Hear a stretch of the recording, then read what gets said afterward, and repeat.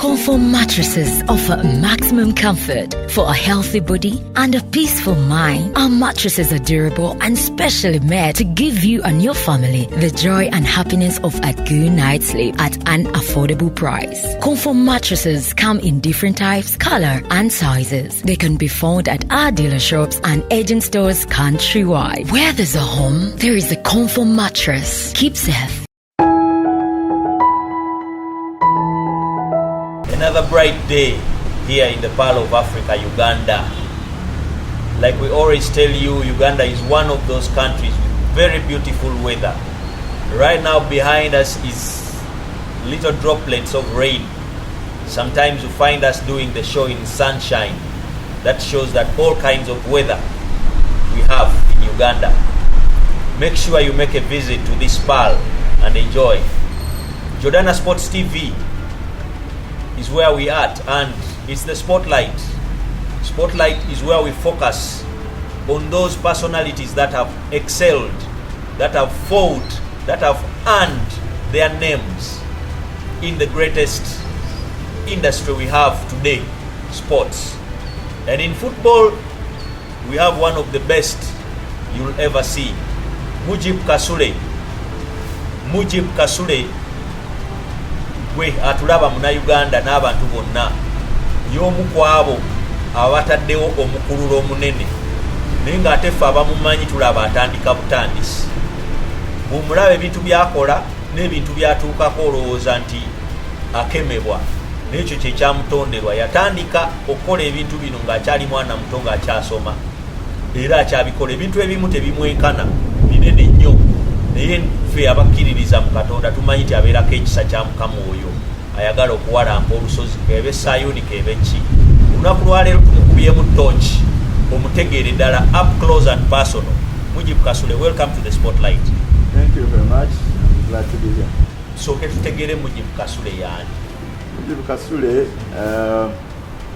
mwana nzwala ya wano mu Kampala, Sitebon. Sitebon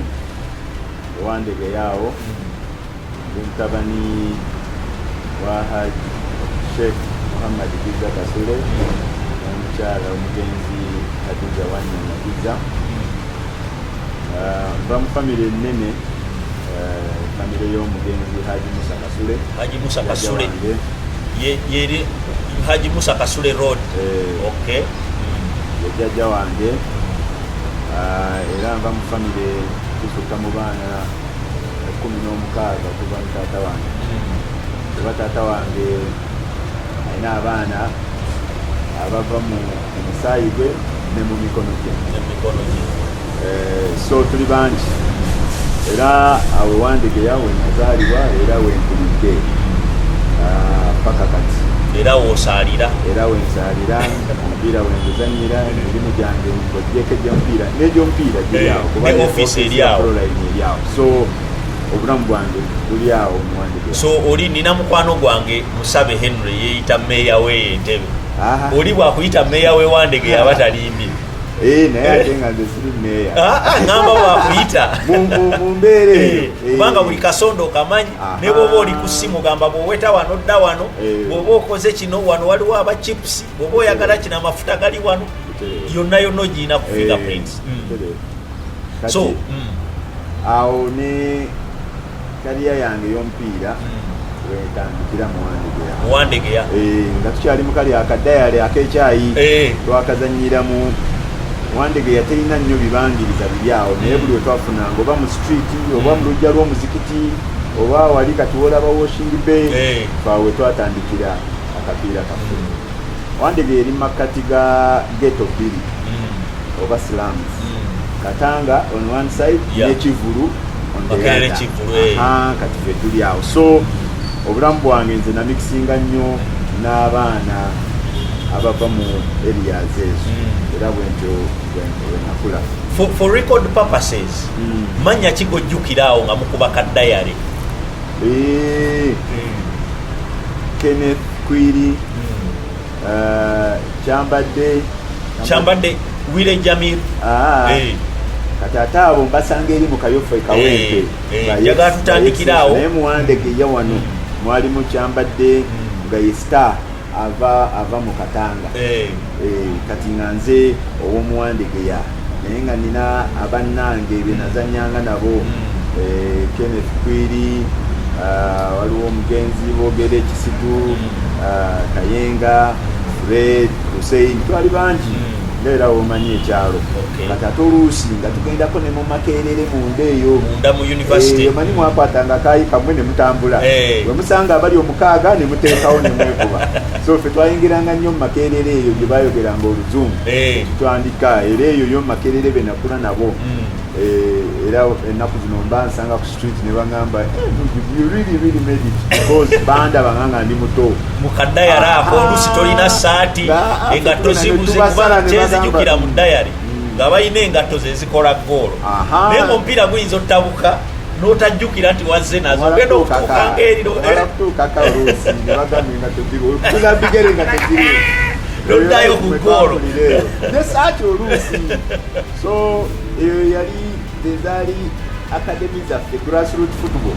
obw'ebiseera ebyo bwatyo bwe yali so wange namutandikira Wandegeya Katanga mu Kivulu bwentyo awo ng'osomera wa nze saasoma nassale bazadde bange bantwala mu ssomero lya Kurani Ebutambala bagiyita Buyenga egye nasomera nassale yange kati bwe nvaayo neŋŋendako ebwayise mu Islamic P1 P2 n'emiggo nga mingi ng'alifu bwegaana abakuba emiggo zijjukira bwe twali Luzira awo mu Kisenyi ne bammora awo ba Ben Kibirango nga tulina omukadde awo actually abeera oba jjajja waba Abdul Wasike nga yatusomesa juzu naye nga bw'obanga osanze nasambanga omupiira n'abaana abasiraamu bangi ng'agamba ssebo nga bwe musamba omupiira ne wano tuula zino walifu zijja kuyamba oyinza okutuuka awo ng'osambira Buwarabu ebiseera bye waliwo bajjime Kirunda batte omulwanga naye katobala nti bali Buwarabu kati babonaabona kuba tebamanyi alifu tuula osome naye ng'embooko ssebo tonnaba nakusiramuka bakuyitanga kutoola shahada naye ng'akuteekako embooko kati ayimagine omwana wa Sheeke nga bamututteyo ekyejo kye baba bamugjamu so kati nembiddukamu n'obiddukamu P3 neŋŋenda Ekibuli demonstration school Ekibuli demonstration school mu biseera byaffe ge masomero agaali ag'amaanyi mu mupiira gwa primary Ekibuli demonstration school St Peters Nsambya Kawempe Muziri Police Children Nsambya awo so era mu biseera byaffe emipiira gy'amasomero gyali gy'amaanyi naye nfuna omukisa nti Kibuli was very organized mu bya sports kubanga headmaster omugenzi Haji Njuki at the time yali even chairman wa Baptist Express so ng'olaba ali mu mainstream so kati nenyingira mu mupiira oguli organized ndi mu kibiina ekyokusatu entandika kati kaliya ya organized football ovudde awo oyingidde Ekibuli Haji Njuki akulira abawagizi b'Express famire yo yukira obulungi omusaayi gwo gwafuuka gutya kala ye beauty ya football is both ntinze famire yange Express era muntu taata wange ne mama wange bantwala Ekibuli ate naye nanjagala nnyo ye nantwala ne ku training Express nga nzija mu ssomero nantwala ku training Express naye nze bwe nalaba kesisi mujoga ebintu ne bikyuka ne neerabira tugamba nga buli omu naye nga nze ndabi ate n'okikozesa fujjo abantu bwe bawulira famire ya Kasule balowooza yonna ya kesisi bali bonna wabakwekera ddala eyo Express kati nze okubatuulako lwakuba nze nawagira kesisi mu buto bwange nenjagala negomba ogizanyira ate era nenkituukiriza nenzanyira kati nga era womanyi amaanyi ga football bwe nayingira KCC kati nembibalekera bo besalirewo batandika okugoberera nga tebalina kyakukola abali mu Express naye bandaba ndi side eri era lumu nagenda 98 tutte mu maaso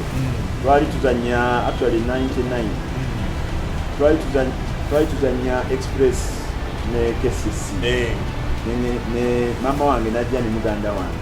kati because bali Express bo batuula mu side Express naye nga buli wenkwata omupiira ate maama ate nga akolaki ne bamwegayirira abawagizi era bamugamba tukwegayiridde bategeera maama wamujibu kuba balaba omwana mukuba wakikatiwatakuba omwana kakati ne bamuyiggira ne bamugamba maama tukwegayiridde hajati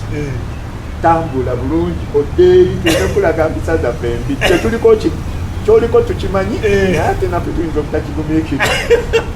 so okuva olwo era ne mugamba omanyi kati bwojjanga otuula eri mu babyuto asobola kubeera mu express ate nowagira nti ate ne mu KCC tojja kubeerayo ate ogambe so nembaleetera obuzibu so oba olaba abantu balowooza ewaffe tuli ba KCC naye mpira wali we nali nga nzanya nga bampagira naye wenadda omupiira ebbali buli omu yaddayo mu express era bo etuba tumenya omupiira era olaba tubano ba express nze ndi wa KCC tuddeyo emabega kati awo kabadde kagundi kalungi primary football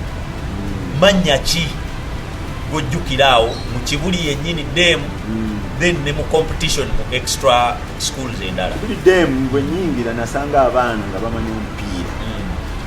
naye nze at the time kati nanze muto ababeeranga ku school team nga babeera mu P6 naye nze nayingira school team immediately nga ndi muto era nzijukira uniform nze yalinga tentuuka bampa twazanyanga uniform nga za jinja naye nga uniform tentuuka but what happened headmaster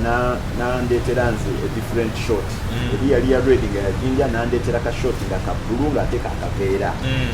first nangamba eri nakulaba naddukanga negwa nenjambusa kati nandeetera akakali different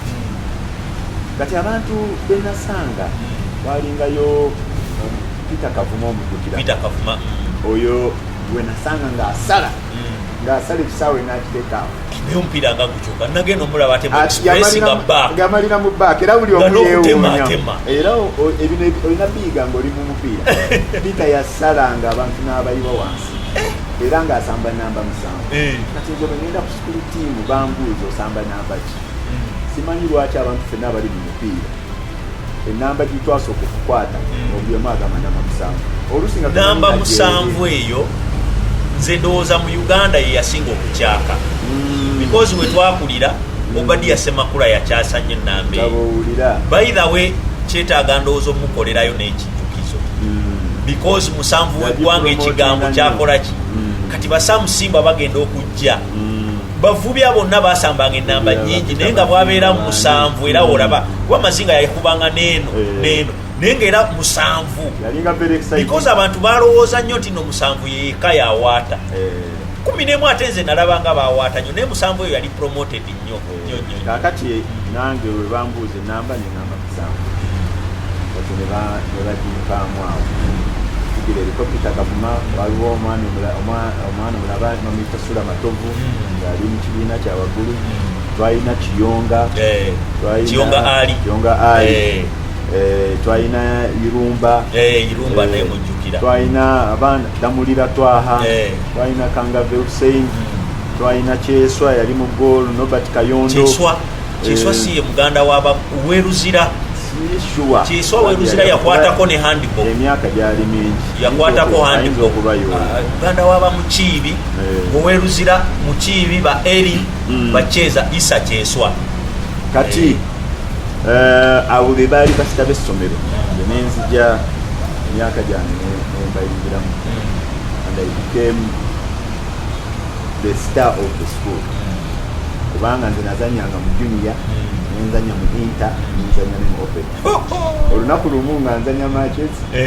3 so nenfuuka star w'essomero kakati ba rivals masomero amalala era ono we twafuukira abooluganda ye Gibe Kalule banze nali kibulidde Gibe Kalule nga ali St. Peters ye yali ansinga ebibiina 2 mu kilaasi nze nali mu P4 nga yali mu P6 naye nga ayambesiteeno ngaezitayo eri ate nga okuba junior inter open kitegeeza atalina wakubonera kusa ate ekirala nga tuli bange FLB nga n'amanya nickname yange Jiba ne Gibe oli ye Kalule nze Kasule awo abantu we batandikira tukonfusingira era kati ne mufuka wa mukwano tuka ba mukwano yes ne tandika okwemanya nga buli omanyi oli gyali nono gyali naye nga tetwogeraganya olwa rivalry yaliwo nga bakula boyogera n'omuntu wa St. Peters nga twerabanga ba fierce rivals omwaka gumu twezanyanga emirundi ng'ena mwezanya mu division mwezanya mu Kampala Independence ku national nga mwesanga era empira gyaffe gibeera close fe twafuna omukisa twazanyira ng'ekisaawe kubeerako abantu ng'emitwalo ebiri just to watch a primary match. Actually gy'emipiira buli bwe gyatukanga ku Kibuli St. Peters leero ebiki nga jidda nakivubo kabine ebisawo tebikyasobola bikola so ketuwumulemu katono jukira tuli powered by Comform mattresses tujja komawo the spotlight Jordana Sports TV.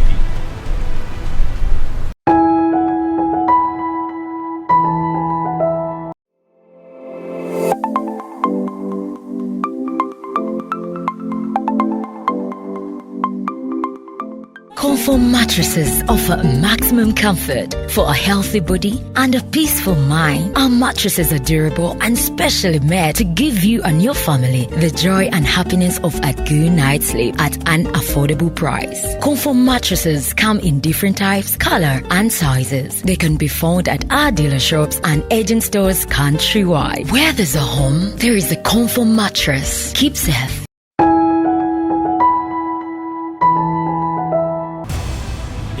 Wabeereye waka obudde nga buno bwetubaddemu awo emabega we twatandikidde obeera ogalamidde mu Comform mattress yo tambuza emirimu teweerabira sports rendezvous ebeerako ku show era omu ku bapanalists baffe leero gwe tulina mu spotlight Mujibu Kasule tukyakontinuinga ne Mujibu Kasule yaani tubadde tuli ku competitions eza primary schools Mujibu Kasule omupiira bagusamba tournament ya primary school etuza abantu emitwalo ebiri. Imagine omwana wa primary school okutandika okulaba crowds ezo nga saawa eno tusanga abazanyi abali ku national team nga okyasobola n'okumutegeeza engeri gye ba approachinga mu crowd y'abantu 1,000 oba n'engeri gy'asamba omupiira nga muntu ogu kanu yekka yaleekaana. So gye tuvudde wala naye ate gye tutuuse n'ewala ate ebintu bingi biddayo ate eri before we Mujibu Kasule competition yali etya nti bwe mumala okuzannya nakivubo what next omukulu logo how was football organized then? Omupiira gwasookeranga gutandikira mu division nsooka ne muwezanyi twazanya mu match division nga tulinamu twatandikanga ne Gakisugu tuba mutweyago gemukuba muganda wange kati aliwo ekisugu sookerako kuba golo 5 kati nga be bali mu zoni ne mu division era nga mutandika ne zone baba zoninga mu Kibuli ezimuliranye St. Peters ezimuliranye kati twavanga awo tutandika okugenda kati fene tudda ku level y'amaanyi nga tulina St. Peters nga beba rivals baffe ewalinga bagibekyaile ewalinga bakiza balinga kira Sengendo friend member abo bonna James Master bamuyitanga Mani Lugunda very strict and passionate. By the way, those names Lugunda, Bwire, Mirundi, Sentongo, Nakabale, just the mention of the name nga weteekagwe mu position n'omanya nti kati result that for sport not for any other thing but for the good of the sport. So kati awo nga bwe muvaawo ne muzannya okufuna champion wa match division kati vaawo twezannyangawo nyo always the two nga tulituuka mu final kati ate muvaawo mu ababiri ne murepresentinga division ne muzannya against the other divisions.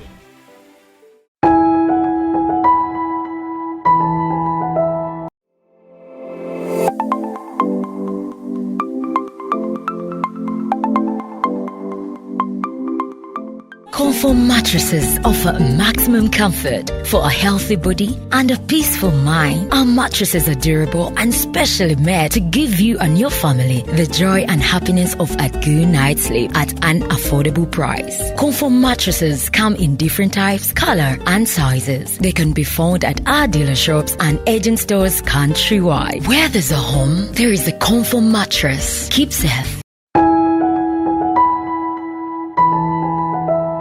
St Peters Kibuli mumaze okwekuba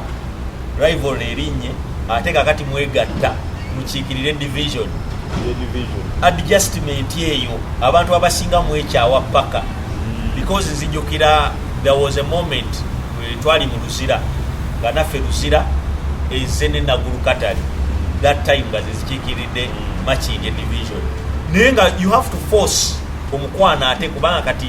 okay kyalinga kinene nnyo mu competition za athletics okusinga kubanga timu yalinga nene naye ku mupiira ng'ateera luba lutalo nga era muyizo olowooza ndi bwe tukube nnyo era tusisinkana ku final. That's what happened. Nga muvaayo babiri ne mujja eno nakawera ne mwavangayo nagulu katale ne Maction Bay Luzira Church of Uganda eventually ne mala nejja walingayo Kyambogo Oluusi naye nze nzijukira nnyo nagulu katale ne Maction Bay okuva Luzira then ne Kawempe wabaayo Kawempe Muzi Oluusi bavaayo Amudati Education Center. Yes. Kati mu Central ne wabaayo Nakikubo Bulu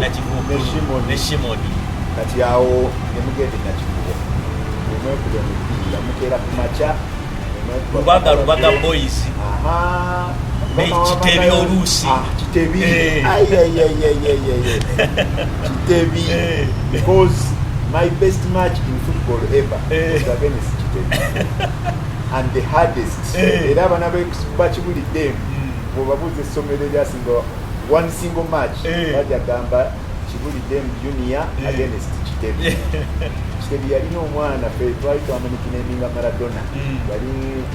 mukyotala nga alina ebiviri nga yambala shirt day kimanyi linnya lye samutegera beyond that but that is the hardest match so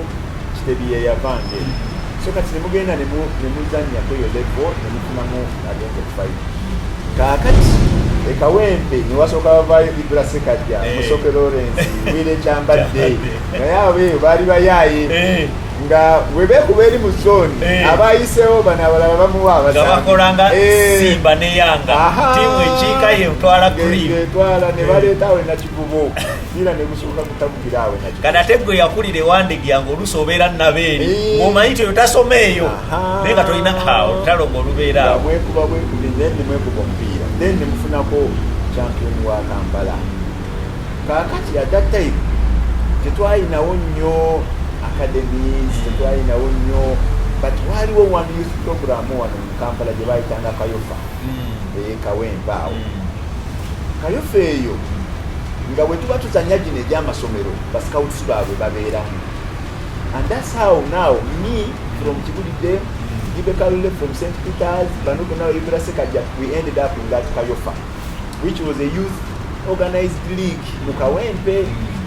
kati nga wetutandikira okufuuka ate abooluganda kati me and Gibe rivals in primary schools but mu Kayofa tuzanyira mu tiimu emu baali bagiyita Equator nga ne Ibra Sekajja mwazanyira ne Musoke Lawrence nga mwazanyira later on Babeka Mbowa baani so ne musanga bagamba cream de la cream bamwesange so ate Kayofa age bazikolanga batya because our generation yeyo junior internet open kuba mukijukira mwaliwo wa Godfrey Mugisha waliwo endala ezaalimu gundi ba Dominic Kabuye yes baba Ali Semyaro naye nga ate woba good mu junior era osobola okusamba ne bali Kayofa era nazanyanga zonna satu nazanyanga junior internet open Kayofa twayinanga omugenzi walusinga Abubakar Coach Bakari inna lillahi wa inna ilaihi ensi yafiirwa omuntu gwe bayita an organizer mu bintu by'omupiira extremely passionate extremely intelligent a very good organizer those skills nga twazifunanga eggwanga gandi badisitutewala but fortunately some of us twamuyigirako and this is the legacy eyiye twagala okontinuinga nayo so that was now Kayofa kati then amasomero ga second kuba nago gaali gasanga omupiira gatunula egamanya nti ono kati wamalira watukira mu P7 senior 1 ajja wa ali mu P4 already nga kiri secondary school etandise okunfolowinga ntuuka mu P6 nga they can't wait anymore ne basuggestinga mbuke P7 ngende because ndio nali P6 nazanyiranga nagendanga nenzanya ne junior team ya Kimuli era dasounds we bampita mu under 17 ya 1990 ngochali mu primary ngate bali abasinga baba scouting de mu senior secondary era bazanyira ku level ya secondary school nayenze Kimuli secondary nentwala nenzanyira mu timu yayo Mwami Sentom kati kikulaga abantu bedda ngabapima ne balaba nti no talent tesobola kulinda eno judge suffocatinga eno jiwe jitwale mu tournament mweja na kutwala wangu so that was the scouting network so under 17 yeyo because njagala nnyo ebintu bino bwe tuba tu profiling ate tuyitako nga media houses indala what are those names you remember omwe under 17 ya 90 of course nze nali muto nnyo naye mwalimu ba Katumba Dickson Katumba jukira Katumba yali Mitala Maria yali second grade naye mujukirako Mitala Maria Katumba Katumba kyemanyi yajja ku second grade kuba twali mu primary ngali ku second grade then ani primary nga bazanya ku second grade yes kati abo era babaleta tu at the end at that time yenga training na Muvira Mugisha teyalimu Mugisha moyo teyalimu eyo yalimu ba Mukatabala Paul Mukatabala they were much I was young kwanza nali P6 kati nenga bayita abazanyi nga bameka batuyita abazanyi twalinga nkaaga so etandika bajja basunsula the synergy builds the telepathy builds no kwemanya ne kutandikira yes kati bali the final 30 abayingira mu camp munava team so kati that was the team yali mune Joseph Mutiaba Gavantebe yes so kakati secondary schools gazijja nezitutwala era fenna twatambula bwe tutimba kibe bagenda odi Kampala nagenda Kimuli SSC kati awe wabeera challenge oyingira secondary school oli mu senior 1 secondary school esambisa ba senior 6 yes bwoba toli very good awo talent ezisinga nazo we zazikirira ne zibeera ku bitabo zafiiranga era most talents in Uganda fabavayo ne tuzanya tugenda we were not the very best there were so many other good players you were the patient ones over too passionate over the lucky ones that's what I want to use we were the lucky ones nti twali lucky system somehow ne tambula nayo naye nga abaana bangi baviiranga mwawo because the school team could only have 20 players kati ng'ate abaana baalinga bangi however amasomero agamu agatwala ekintu ne ku level what they did kati ng'ekibuga created two teams twalinanga Juventus ne Flamingo kati nga Juventus yebeeramu abo abatanda bakutuuka eri ne bana abakyali abato so netandika okugenda mu secondary schools kati from secondary schools ate clubs nezitandika okupiikinga kati awo abayingira 13 14 15 clubs nezitandika okubapiikinga era nga mu system y'omupiira gwa Super League mwalimu kye bayitanga student license yanjawulo twakomodate bano ba students naye ng'ate tebateeka nnyo burden ku clubs but all the clubs did was to pay school fees for these schools yedda the scholarships byali tebinaba kujja nnyo so the clubs they pay for you so that's how the system or alternatively school wewewagira club ng'esobola okuwa bursary representing the club because I remember scenario bwe baatuka okukayanira omusambi like nga Sam Mukasa Villa ne KCC nga Villa because yalina link nnyo nekitovu netwala Sam Mukasa ate KCC bwe yali yalaba edda naye nga because yali alina bursary eri nga terina evidence nti yamusasulira school fees kyekimu netenywa ng'ava mu KCC ogenda mu it was the same thing so that was the system but for me when namala P7 definitely nenjoyininga Kibuli Secondary School nengenda senior 1 nenyingirirawo mu Juventus after 1 year nenyingira Flamingo yes kati senior 3 Kibuli nengenda mu Kofi omwo it was during holidays nayina mukwano gwange bamuyita Dumisani Dumisan Henry. Dumisan yali Dumisan Majola. Kati napo awangalira Canada. Kati wa muwandikira. Kati yenga joinize Kofi. Me I was still young. Kati kumwa abage na training ya Kofi ngamba muwerekera. Tutuka ku Kofi bambalawo bayingira mu ssaala batandika okuwoominga kochi Tom Lwanga yali kochi waabwe najja nambuuza muntu ali very friendly naddala ayagala nnyo abaana najja nambuuza mu luzungu twenga tosamba mupiira nengamba nsamba osambira wano ngamba somero kikibuli nangamba ozannya mu sikulu tiimu y'ekibuli nengamba nsamba nangamba woba ozannya mu sikulu tiimu y'ekibuli ekitegeeza you are good enough jangu osambe ngamba asaze na bintu nangamba dokitale nagenda mu motoka ye nazigirayo kits ze buli kimu nga tuzinga zintuuka nangamba yingira ekisaawe nenyingira ekisaawe olwo omumanyi ti Tom Lwanga nali mwobiwa kesisi. How does it feel okwambala kits za Tom Lwanga? Because omanye ebintu bino tubirabanga ebyokusaaga nga tiso akikiriza wano we yaŋŋamba Tom Lwanga the legend. Yes nampa engoye muji kukuteka okuba gwakulema kuolwo. Let us be honest. Omuzimu gwakwambala mujabi omumanyi Robert. Mujabi mumanyi bulungi nnyo. Kati mujabi era buli wemusanga asooka kuseka kubanga wetumala wenyambala training netandika ne batwawula omanyi ne bakuwanga man to man ne bampa mujabi asala mujabi nenzirusa mujabi nemukola buli kimu ne bayimiriza n'omupiira nga bagamba omwana kyakola mujabi era mujabi wemusanga mugamba gwe wampeesa license. Mujabi Robert Kofi wagizi wa Express nnyo abe babaka baliyo ate yali nnyo waffe weerubiri. So the risk nga yebagamba is history. Lwamala training eyo ne baŋŋamba leta okufaanana nagenda okubisa okufaanana kuba edda ekintu kye bayitanga license kati ate yo sina student kubanga student approach eba ndala. Nkugambye okugamba nti olina license ya super mu 1994 a senior 3 student 15 years kugamba yinze nga ebiseera ebyo omubuto nali twagala nnyo emmotoka yambe nalina omukusana navuganga emmotoka naye license eno ensingira emmotoka emmotoka sona nkirikaawo nengenda nentambula just lwakuba license oyagala buli omu agirabe nentwalayo obufaananyi ku Amber House wali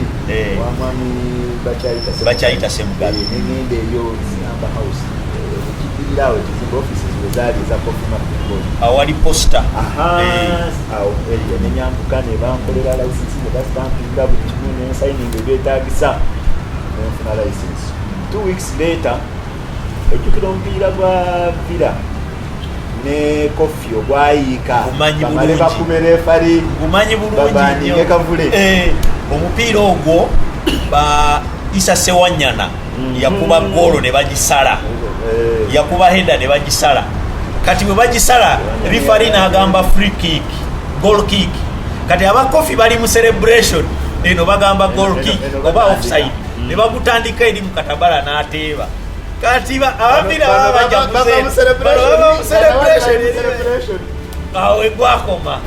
babuuza refu nti kiye yabala yabali kavule yakuba buli muzanyi yakuba taata akuba kuba nali mwana mutonde alyawo ku benchi bitunuulira butunuulizi buli muzanyi yakuba ku refu era ne babaninga abazanyi nga bataano kavule ye bampaninga myaka ebiri actually yali yasikemiye n'agenda ebulaaya kakati ne babuddamu kati mu buddamu nakikuubo yajjula bwati bagwali bwabwerere mu buddamu tuba tuvaayo mu dressing room tukira bino byahapeninga mu holiday tuba tuvaayo mu dressing room agikaawo asedi master wange ekibuli ne mwami Sentongo omu yali treasurer mu FUFA omulala nga ye secretary wa football nga bazze okulaba omupiira because gwaliko embiranye nnene bagenda okulaba mbazanyi ba Kofi abavaayo nga mujibu mwali Yakola bwatu esiguli. Naita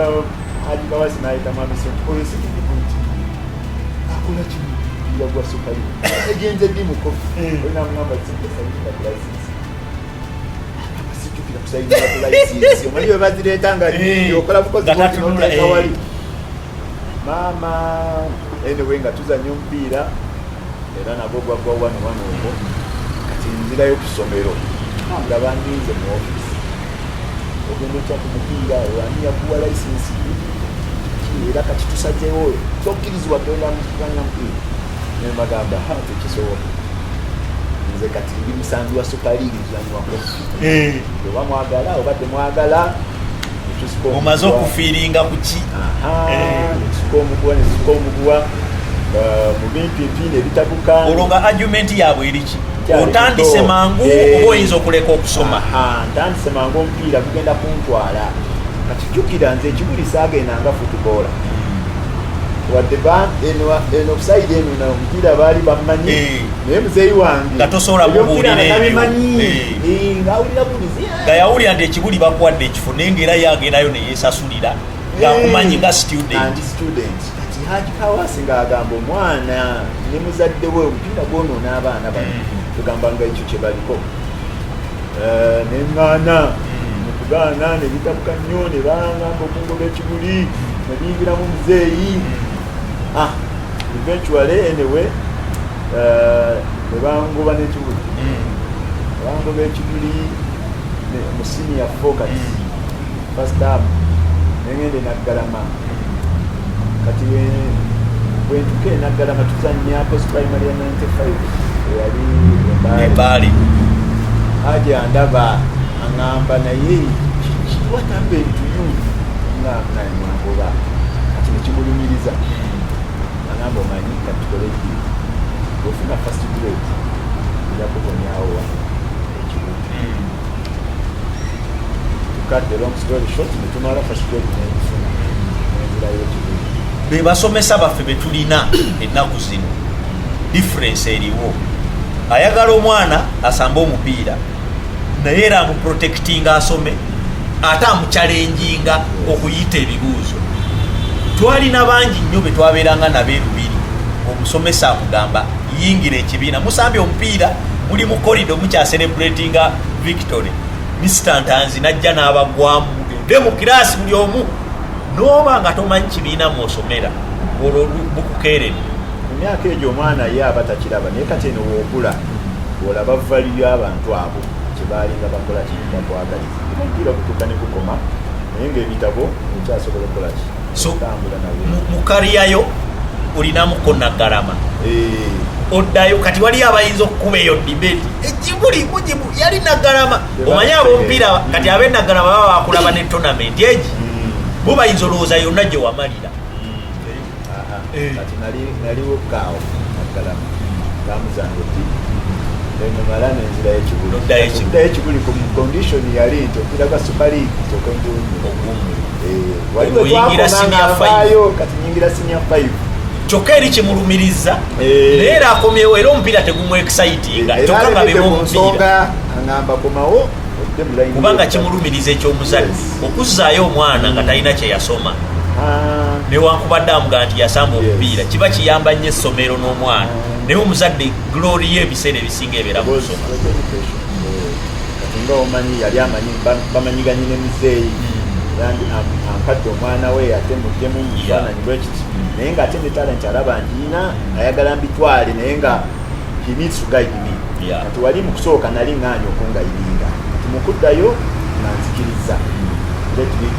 because bali mu mupiira yali chairman wa post primary national football committee Mwami Sentongo yalinga coach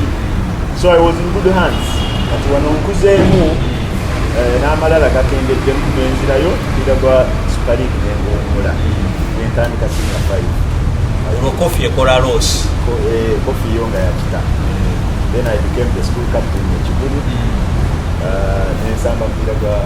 masomero kati tukira Kibuli ffe mu masomero ye extremely strong era nga ffe friendly matches okupreparinga tuzanya na clubs za super league nga tetuzanya na masomero gannaffe so one time tugenda okuzanya Lugogo Kibuli KCC friendly match netuzanya netukuba kesisi kuliwa baderik netubayisa bubi njogera y'omupiira abakesisi ne batabuka bagamba omwana abalala abaalimu mu kibuli balina amakirabu ga super league bakalungi bakenywa bokomo bashakokero baojoko etwali nabo naye nga already basamba ze baali bangana so kati nga nze kago balabamu atayina club next day yakibale nongeni ne badde ekibuli ne batula ne kawasi nomugamba twala omwana ekyo mukire naye nga ekyate munzita ye yakyetuma omuzadde takomplaininga ye responsibility y'abantu beddaabu n'abagamba omwana yali mukofi n'abavuga sitore ki eramugamba okwo tukole jiri omwana katumuteke mu bitabo byaffe naye tumuleke bwanaamala senior 6 ajjajo enyinge naye katumu ayingire mu bitabo byaffe kati awo that was mu 96 kakati mu 97 kati awo nga ndi mu senior 5 ngenda mu senior 6 97 mu half the season coach Tom Rwanda akomawo alipulesinga coach Mike Mtebi yali ava Germany waliwo yava mu kofi yagenda Germany kusoma yakomawo nadda mu KCC watuka ku KCC alaba abantu batweninga wiki emu ngagamba bannaayo waliwo omwana nali naye mu kofi nasoma kibuli bamita kasula aliwo nga simulaba namugamba hawo yali kibuli yajja wano nekizannya omupiira natuusa bubi naye twagenda twamufuna naye batugamba after senior 6 agenda kutandika obutoyini ekitomu lwanga teyaliringa najja olike najje muwandegeya emotoka nagamba muwandegeya bandyeka ne bajja ne bannona waliwo amaami akwagala ne bantwala wali mu pakingi nga ekoki nensanyuka koki naye nasanyuka netubeera awo okumala essaawa ngezitirimya bunyumya kati at the end of the conversation nangamba mani twagala lugogo akwagala lugogo koki anti bangamba nangamba byonna babinyambi kati tuba tukola mukolide jangu ojjenga okwenyinga wikendi ojakuja bwotyo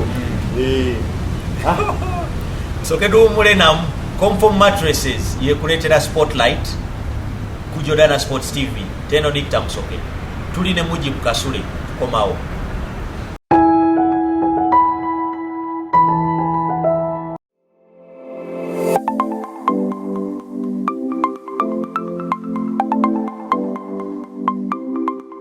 Comfort Mattresses offer maximum comfort for a healthy body and a peaceful mind. Our mattresses are durable and specially made to give you and your family the joy and happiness of a good night's sleep at an affordable price. Comfort Mattresses come in different types, color, and sizes. They can be found at our dealer shops and agent stores countrywide. Where there's a home, there is a Comfort Mattress. Keep safe,